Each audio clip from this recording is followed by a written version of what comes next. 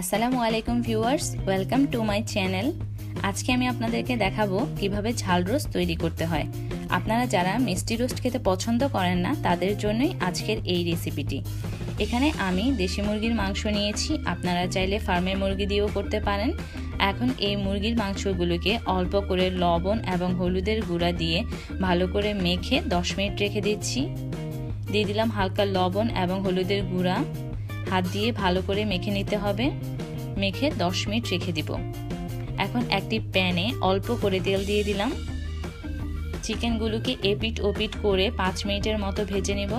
অবশ্যই অল্প করে তেল দিবেন, তা না হলে তেল ফুটে গায়ে চলে আসতে পারে।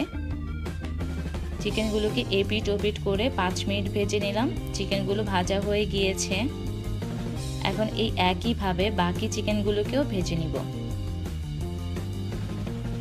যে প্যানটিতে চিকেন ভেজেছি সেই প্যানে আরও একটু তেল দিয়ে দিলাম। দিয়ে দিচ্ছি 1 কাপ পরিমাণ পেঁয়াজ কুচি।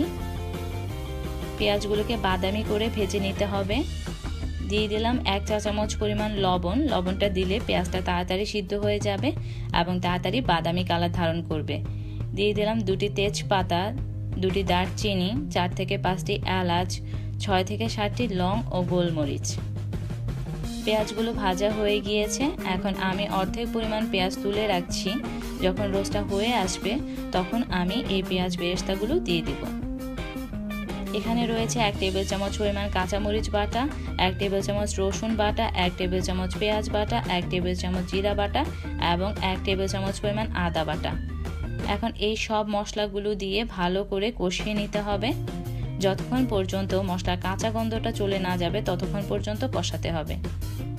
এখন আমি দিয়ে দিচ্ছি কিছু বাদাম বাটা। এখানে আমি 4 থেকে 5টি পেস্তা বাদাম, 4 থেকে 5টি কাজু বাদাম, 3 থেকে 4টি কিশমিশ ও 1 চা চামচ পরিমাণ পোস্ত দানা বেটে রেখেছিলাম।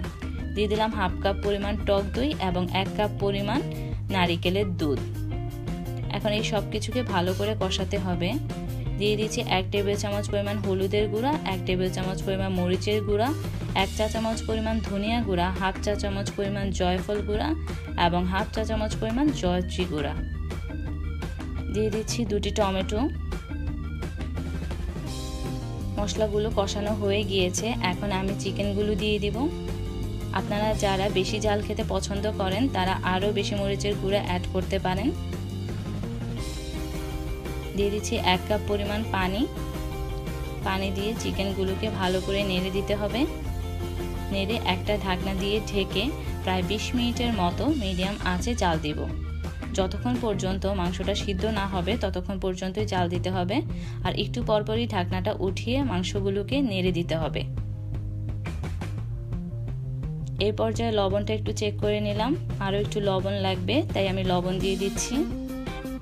আপনাদের যাদের আরও ঝাল লাগবে তারা ঝাল অ্যাড করে নিতে পারেন। মাংসগুলো প্রায় হয়ে গিয়েছে। এখন দিয়ে দিচ্ছি 6 থেকে 7টি আস্ত কাঁচামরিচ, 2 থেকে 3টি আলু বোখারা এবং 2 চা চামচ পরিমাণ ঘি ও 1 চা চামচ পরিমাণ কেওড়া জল। কেওড়া জলটা অল্প পরিমাণে ইউজ করবেন। অল্প পরিমাণে ইউজ করলে খুবই সুন্দর ফ্লেভার আসবে। দিয়ে দিলাম বাকি পেঁয়াজ বেরেস্তাগুলো। এখন ঢাকনা দিয়ে ঢেকে মিডিয়াম আঁচে 5 মিনিটের মতো জাল দিলেই তৈরি হয়ে যাবে ঝাল রোস্ট। দেখতে যতটা না ইয়াম্মি মনে হচ্ছে, এটা খেতে কিন্তু আরও অনেক বেশি টেস্টি। আশা করি আপনাদের ভালো লেগেছে। আর আমি যেভাবে তৈরি করেছি ঠিক সেভাবেই তৈরি করার চেষ্টা করবেন, তাহলে অবশ্যই ভালো লাগবে। আর ভালো লেগে থাকলে অবশ্যই ভিডিওটিতে লাইক দিবেন আর আমার চ্যানেলে বেশি বেশি করে সাবস্ক্রাইব করবেন। সবাইকে অসংখ্য ধন্যবাদ। সবাই ভালো থাকবেন, সুস্থ থাকবেন।